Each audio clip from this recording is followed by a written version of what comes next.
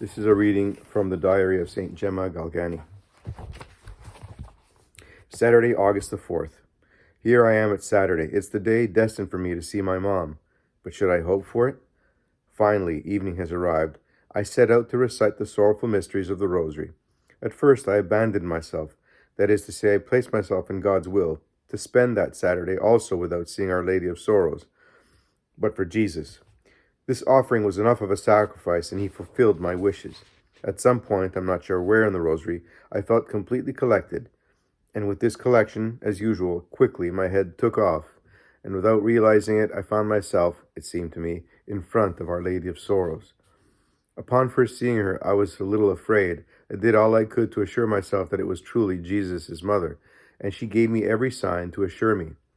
After a few moments, I felt entirely happy. But I was so moved by seeing myself so little compared to her, and so content, that I could not say a word except to repeat the name Mom. She stared, really stared at me, laughing, and approached to caress me, and she said I should calm down. Yes, of course.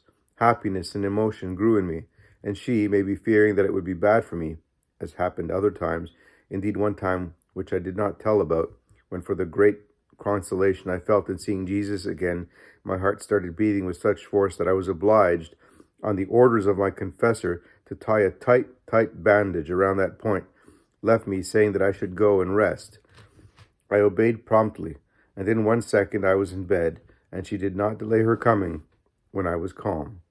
I also must say that upon first seeing these things, these figures, that certainly could have been deceptions, I am initially taken with fear.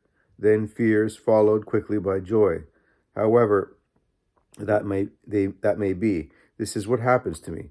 I spoke with her about some of my desires, the most important one being that she should bring me with her to heaven. This I said to her several times. She answered, "Daughter, you must suffer still more." "I will suffer up there," I wanted to say. "In heaven." "Oh no," was her reply. "In heaven there is no more suffering. But I will bring you there very soon," she said. She was near my bed, so beautiful. I contemplated her and could not get enough. I commended my sinner to her.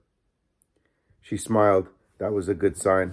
I further commended to her various persons who were dear to me, in particular those to whom I have a big debt of gratitude.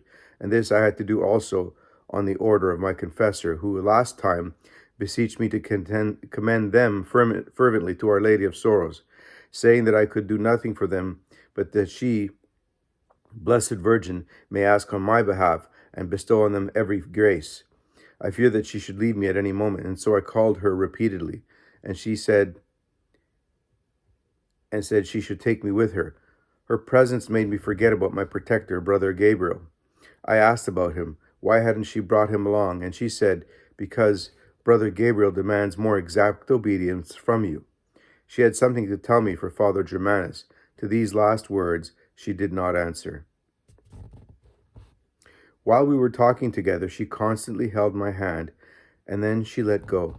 I did not want her to go, and I was about to cry. Then she said, "My daughter, that's enough. Jesus wants this sacrifice from you. Now it's time for me to leave you." Her words calmed me, and I answered with tranquility, "So be it. The sacrifice is done." She left. Who could describe precisely how beautiful, how beloved is the Heavenly Mother? No, for certain there is no comparison. When will I have the good fortune of seeing her again? Sunday, August 5th. Today, Sunday, I prayed to my guardian angel to grant me the favor of going to tell Jesus that I would not be able to do a meditation because I did not feel well. I would do it that evening. But that evening, I had no desire. I went to bed and made preparations for meditation, but collected myself only internally. My head did not take off. I stayed this way for an hour. Indeed, I should add that the Sunday meditation is always on the resurrection, actually on heaven. But Jesus makes it clearly known to me that he does not wish me to do that meditation just yet, because my mind immediately rushes to some principal point in his passion. Let his will be done. Monday, August the 6th. Here I am at August the 6th. The days pass, and here I am always in the same worldly abyss. This evening, my guardian angel, while I was saying evening prayers, approached me, and tapping me on the shoulder, he said, "Gemma, why such disinclination for prayer? This distresses Jesus." No, I answered, it's not disinclination, but for 2 days I have not been feeling well. He responded, do your duty with diligence, and you shall see that Jesus will love you even more. For a moment he was silent, and then he asked, and Brother Gabriel? I don't know. How long is it that you haven't seen him? A long, long while. Then tonight Jesus will send him. Really? Tonight, no. I would be disobeying. At night my confessor is opposed. Oh, with how much desire I would have wanted him, but I also wanted to obey. I prayed to send him in the daytime and soon, so that I could write that letter to Father Germanus. I urged my guardian angel to go to Jesus and ask permission to spend the night together with me. He immediately disappeared. I had finished prayers. I went to bed. When he had gotten permission from Jesus to come, he returned. He asked me, how long has it been since you last prayed for the souls in purgatory? Oh, my daughter, you think of them so little. Mother Maria Teresa is still suffering, you know. It was since morning that I had not prayed for them. He said he would like me to dedicate every little pain I suffered to the souls in purgatory. Every little penance gives them relief, even yesterday and today, if you had offered a little for them. I answered it with a bit of astonishment. My body was hurting, and do bodily pains relieve the souls in purgatory? Yes, he said. Yes, daughter, even the smallest suffering gives relief. So I promised that from that moment onward, I would offer everything for them. He added, how much those souls suffer. Would you like to do something for them tonight? Do you want to suffer? Doing what? I said. Is it the same suffering Jesus did on Good Friday? No, he answered. These are not Jesus' pains. Yours will be bodily pains. I said, no, because except for Thursday and Friday, Jesus does not want this. The other nights he wants me to sleep. But since the souls in purgatory, and in particular Mother Maria Teresa, are so dear to my heart, I told him I would gladly suffer for an hour. These words satisfied him, but he saw clearly that in doing so, I would have been disobedient. So he let me sleep. This morning when I awoke, he was still beside me. He blessed me and went away. Tuesday, August the 7th. During the day yesterday, my guardian angel promised me that in the evening I would be able to speak with Brother Gabriel. The long-awaited evening arrived. In the beginning, I was sleepy. Then an agitation came over me, enough to frighten me. But since Jesus was about to grant me this consolation, he gives me some suffering, either before or after the consolation. Jesus be always blessed. Still, in undergoing this agitation, I saw no one. I mean the devil. It's just that I felt very ill, but it only lasted a short while. Quickly I calmed down.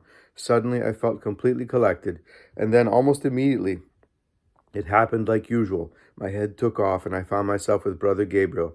What a consolation that was. For obedience, I was not allowed to kiss his vestment, and I restrained myself. The first thing I did was ask him why he had stayed so long without visiting me. He answered that it was my fault. Of this I was sure, because I'm very bad. How many beautiful things he told me about the convent, and he said them with such force that it seemed to me his eyes sparkled. On his own, without my asking, daughter, within a few months, amid the exultation of almost all Catholics, the new convent will be founded. What do you mean in a few months? I said, if there are still 13 months to go. That's a few, he responded. Then smiling, he turned to one side and knelt, clasped his hands and said, Blessed Virgin, look, here on earth is the competition for propagating the new institute. Come on, I beg you, make the abundance of celestial gifts and favors shower on all those who take part. Increase their strength, increase their zeal. It will be entirely your gift, O Blessed Virgin. He talked as if Our Lady of Sorrows were next to him. I could see nothing, but with such force, with such expression did he say these words that I remained amazed. It seemed as if his head also had taken off. Now I should speak about Father Germanus, but my confessor said no, because... I also spoke of my poor sinner. He smiled, always a good sign. Finally, he left me, filled with consolation. Wednesday, August the 8th. Now we come to this morning. A little while after I left the confessional, a thought came to me, thinking to myself that my confessor made too little of my sins. I was disturbed. To calm me down, my guardian angel approached. I was in church, and he pronounced these words out loud. But tell me, who do you want to believe, your confessor or your head? Your confessor, who has continuous light and assistance, who is highly capable, or else yourself, who has nothing. of all this. Oh, what pride, he said. You want to become the teacher, guide, and director of your confessor. I did not think further. I made an act of contrition and then went to Holy Communion. Thursday, August the 9th. Today also, after having sustained, with the help of God, a battle with the enemy, a very strong one, my guardian angel came reproaching me and with great severity said, Daughter, remember that in failing in any obedience, you always commit a sin. Why are you so reluctant in obeying your confessor? Remember also, there is no shorter or truer path than the one of obedience. So why all this today? It was my fault. I would deserve even worse. But Jesus always shows me mercy.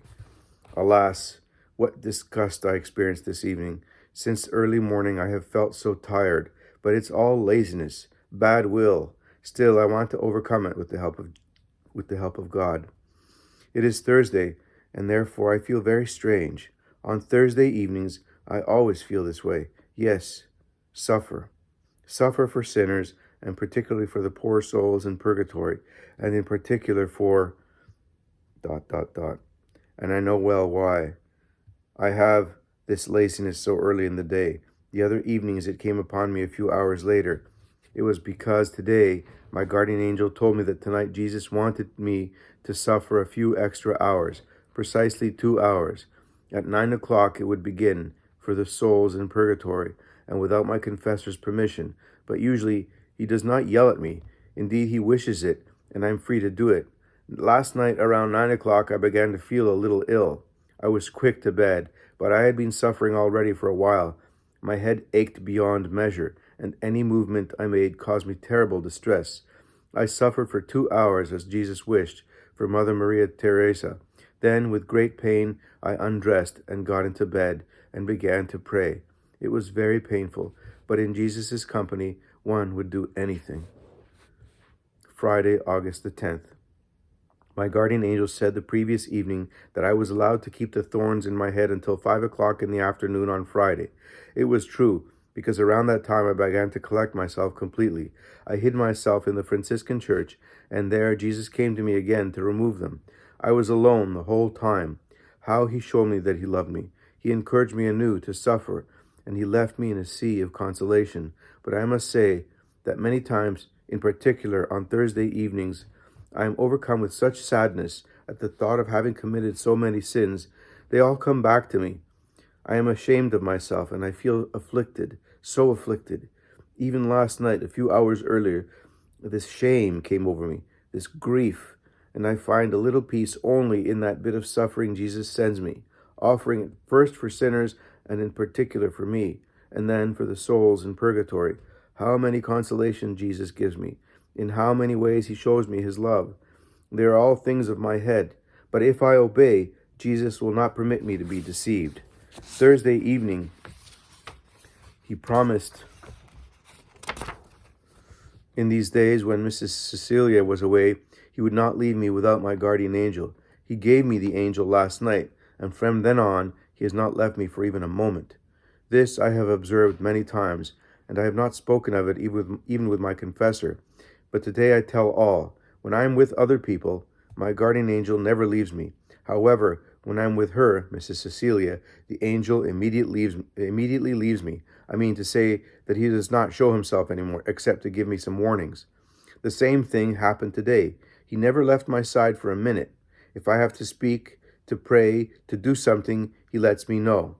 May Jesus not allow me to be deceived.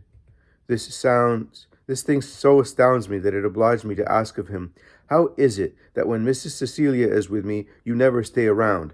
He answered like this, no person other than she knows how to take my place.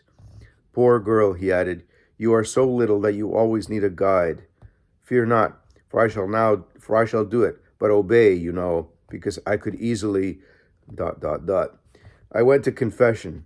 I told this to my confessor. I had also written to him about it, so he explained that I did not understand. So now I understand everything. Saturday, August the 11th. It's Saturday. I'm going to Holy Communion. What shall I do? Whatever, I shall obey. If only I could obtain a little visit from my mom. But no, I remember the sin I committed last night. It's true that this morning I confessed myself immediately, but alas, the Blessed Virgin does not forgive so easily, especially with me. She wants me to be perfect. It's Saturday evening. My God, what punishment! It's the biggest punishment you can give me, depriving me of a visit from Most Holy Mary, and it's precisely around Saturday that I always fall into many omissions. Sunday, August the 12th. Sunday has arrived. What indifference, what dryness. Still, I do not want to abandon my usual prayers.